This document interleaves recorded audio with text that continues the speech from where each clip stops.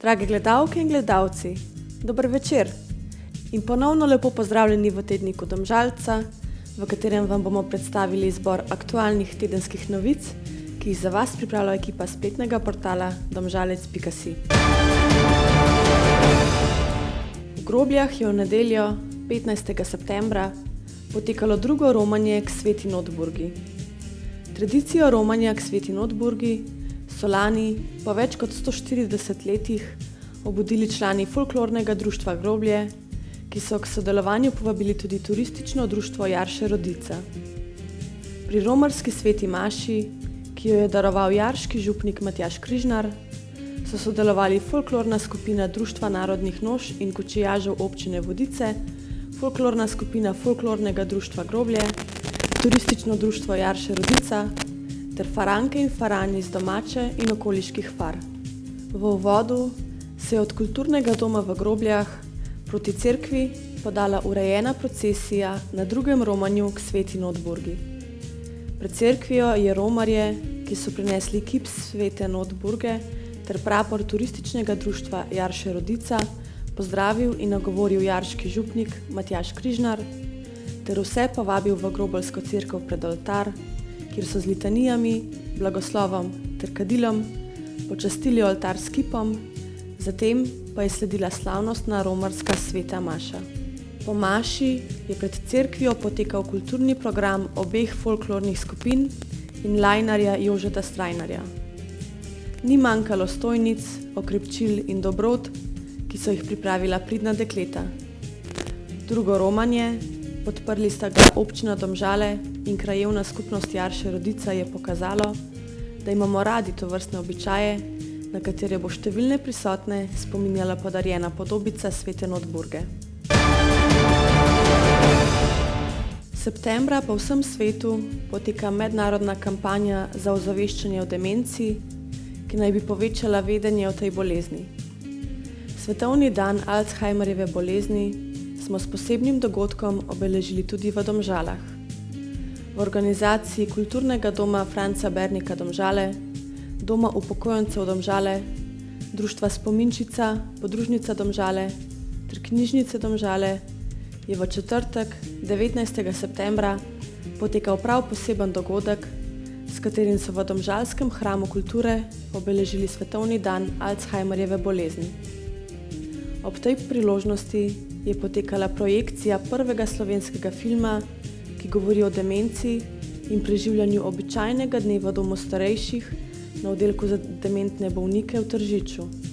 Avtorski film režiserja Sanjina Švajgarja Ne pozabi name dokumentira dan človeka z demenco, ki živi v domu za starejše občane. V domu in lokalni skupnosti se je v zadnjih letih na podlagi izobraževanj in celostne oskrbe stanovalcev z demenco razvilo drugačno razmišljanje in drugačen odnos, ki spoštuje pravice stanovalcev in ohranja njihovo dostojanstvo. Film prikazuje običajen dan na enoti, ob tem pa razkriva mrežo odnosov, ki so se spletli med stanovalci in zaposlenimi, kot tudi svojci in zaposlenimi. Kako se pogovarjati s človekom z demenco, kako ga pomiriti, pripovedujejo izpovedi ekipe, ki dela kot stalna ekipa na enoti. Po projekciji filma je potekal še pogovor, ki ga je vodila Cveta Zalokar in na katerem so sodelovali režiser filma Sanjin Švajgar, dr. Ana Marija Kejžar, strokovnjakinja z področja bolezni demence, ki je bila v času snemanja filma direktorica Doma starejših občanov v Tržiču, Estara Bartulac, predsednica Domžalskega društva Spominčica, magistra Nataša Zalokar, direktorica Doma upokojencev Domžale. Domžalske občinske svetnice in svetniki so se po poletnem premoru v četrtek, 19. septembra, sestali na 6. redni seji občinskega sveta občine Domžale, na kateri so obravnavali 9 točk dnevnega reda, med drugim so se seznanili tudi s prostorsko problematiko zdravstvenega doma Domžale, s katero se bo potrebno v prihajajočem obdobju tudi spoprijeti, da bo javnemu zdravstvenemu zavodu omogočen dolgoročni razvoj, zaposlenim pa ustrezni delovni pogoji. Ena izmed rešitev, ki je bila tudi predstavljena na seji, je širitev obstoječega zdravstvenega doma. Sejo je vodila podžupanja magistra Renata Kosec. Eden izmed prihajajočih izzivov, ki čaka zdravstveni dom Domžale in občine soustanoviteljice, je rešitev prostorske stiske, s katero se zadnja leta ukvarja javni domžalski zdravstveni zavod. Tej problematiki je bila namenjena tudi točka dnevnega reda, na kateri sta vršiteljica dolžnosti direktorice Polona Burja in pomočnica direktorice Anja Ocepek, občinske svetnice in svetniki o tej problematiki podrobneje seznanili. Javni zdravstveni zavod Zdravstveni dom Domžale se v zadnjih nekaj letih sooča z izjemno problematiko, z omenjenimi prostorskimi kapacitetami, ki na eni strani onemogočajo zagotavljanje ustreznih delovnih pogojev zaposlenih, po drugi strani pa otežujejo dolgoročni razvoj javnega zdravstvenega zavoda.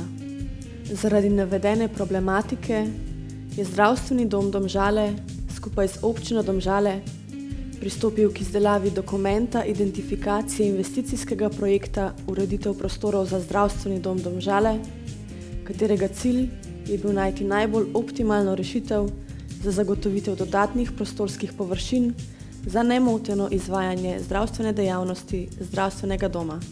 Predlagana rešitev zajema gradnjo prizidka in garažne hiše za 152 parkirnih mest. Površine obsegajo garažno hišo, klet 1 in klet 2, nizko in visoko pritličje ter prvo nadstropje. Ocenjena vrednost celotne investicije po tekočih cenah z davkom na dodano vrednost znaša približno 9 milijonov 45 tisoč evrov, pri čemer bi delež, ki bi padel na občino Domžale, znašal približno 62 odstotkov. Ob nemotenem poteku načrtovanih aktivnosti ocenjujejo, da bi se investicijski objekt predvidoma zaključil leta 2022. Za godbo Domžale je letošnje leto jubilejno leto, saj obeležuje 135-letnico delovanja ter 90 let od slavnostnega odprtja godbenega doma Domžale, ki je najstarejši godbeni dom v Sloveniji. Praznovanje 135-letnice delovanja so slavnostno akademijo in slavnostnim koncertom obeležili v maju, v soboto 21. septembra pa so v paviljonu Slamnikarskega parka pripravili promenadni koncert, na katerem so ob prijetnih melodijah in skozi vezno besedo obeležili 90-letnico godbenega doma.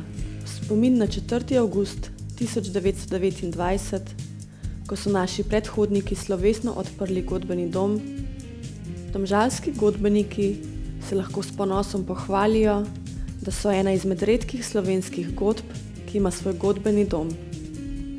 Godbeni dom je bil zgrajen z denarno in materialno pomočjo Domžalcev, zato so se v godbenih prostorih poleg godbenih koncertov odvijale tudi druge zabavne prireditve. Po besedah Ane Pavlič, predsednice kulturnega društva Godba Domžale, je bil godbeni dom prvi godbeni dom v takratni skupni državi Jugoslaviji in je bil namenjen samo godbenikom. Resnično smo ponosni nanj, da ga imamo in seveda tudi skrbimo zanj. Pri tem nam pomaga tudi občina Domžale, je dejala Pavličeva, ki je še dodala, da je promenadni koncert namenjen počastitvi 90-letnice godbenega doma. Damjan Tomažin, dirigent Godbe Domžale, je dejal, da je izredno ponosen, da je lahko del te zgodbe. Tudi on pravi, da je godbeni dom dobro oskrbovan, obenem pa živi ves čas, saj se v enem delu nahaja Slamnikarski muzej, v drugem delu pa so prostori, kjer imajo godbeniki vaje. Njihove prostore za izvajanje pouka uporablja tudi glasbena šola Domžale, ki se sooča s prostorsko stisko. Združenje borcev za vrednote narodno-osvobodilnega boja občine Domžale in krajevna organizacija Slavka Šlandra sta v soboto 21. septembra pri spomeniku za Šumberkom pripravila spominsko slovesnost ob 75-letnici usmrtitve aktivistov Osvobodilne fronte Venclja Perka, Franca Chvatala in Ignaca Hribarja. Slavnostna govornica je bila magistra Jožica Polanc, podpredsednica Združenja borcev za vrednote narodno-osvobodilnega boja občine Domžale.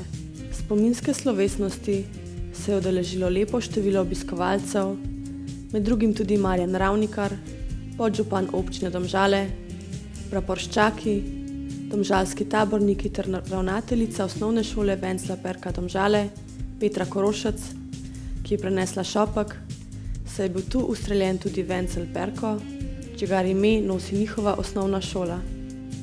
Prireditev je spremljal pester kulturni program. Slavnostna govornica, magistra Jožica Polanc, je v svojem govoru med drugim dejala, da nikoli ne bomo pozabili krutega dogodka pred 75 leti, ko so 20. septembra 1944 za Šumberkom pod streli domobrancev umrli 3 aktivisti Osvobodilne fronte. 2 sta bila učitelja, steber takratne inteligence. Nemci so vse učitelje odpustili in namestili nemške, slovenski jezik pa v šolah prepovedali.